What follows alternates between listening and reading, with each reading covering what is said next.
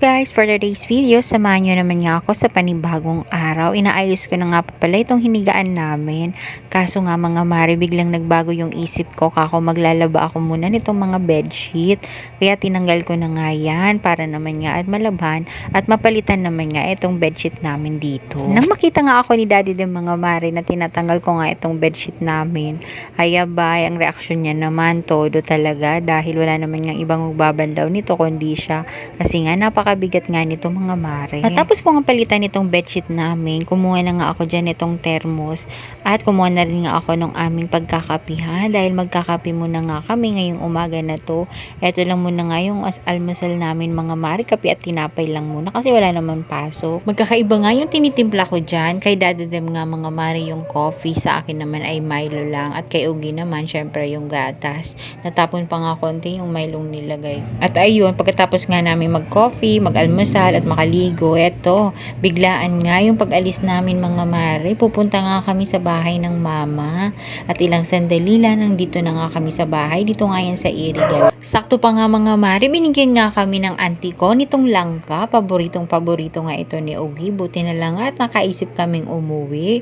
At ayan, nakita na nga ng bata itong langka na hinimay ni Daddy Dem. Sabik na sabik nga yan mga mare dahil paboritong paborito niya nga itong langka. Dinikit din pala namin ni Daddy Dem ito ang natira kong wall bricks.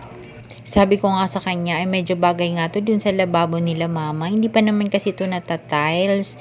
Kaya ayan, yun na lang nga nilagay ko mga mare sa dingding. Sabi ko mukhang ma-achieve nga natin yung aesthetic na lababo nila mama. Upload ko na lang nga ito mga mare sa separate videos. Abangan nyo na lang nga po.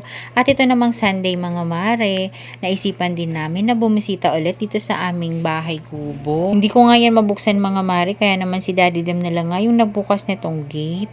Napakainit na nga yan, pero alas 8 pa lang yan ng umaga nang pumunta nga kami dito. Naglalaan na talaga kami ng time dito mga mare ko every week kasi nga madalis nga talaga ay mabilis nga tumubo yung mga damo dito. Kaya naman sabi ko bibisitahin na namin kasi yung mga tanim namin na kamuting kahoy doon ay baka naman kako ay mas mataas pa yung damo.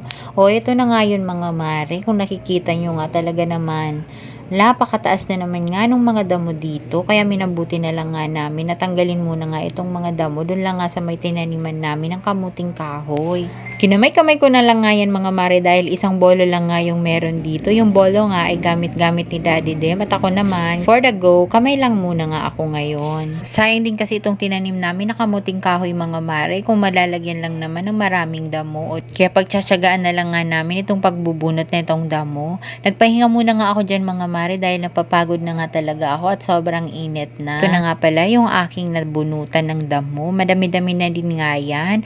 Tsaka malaki na rin nga yung kamuting kahoy na itinanim ko. Ginamitan ko na rin nga pala yan mga mare nitong pala nang mapabilis nga ako. At sa bandang hapon naman nga mga mare, sinamahan ko nga itong Ugi na magpagupit. Dito lang nga pala yan sa malapit sa bahay. Buti na lang nga may malapit ngang barbershop na rito. Ayun lang po muna. Maraming salamat. Hanggang sa muli. Thank you for watching.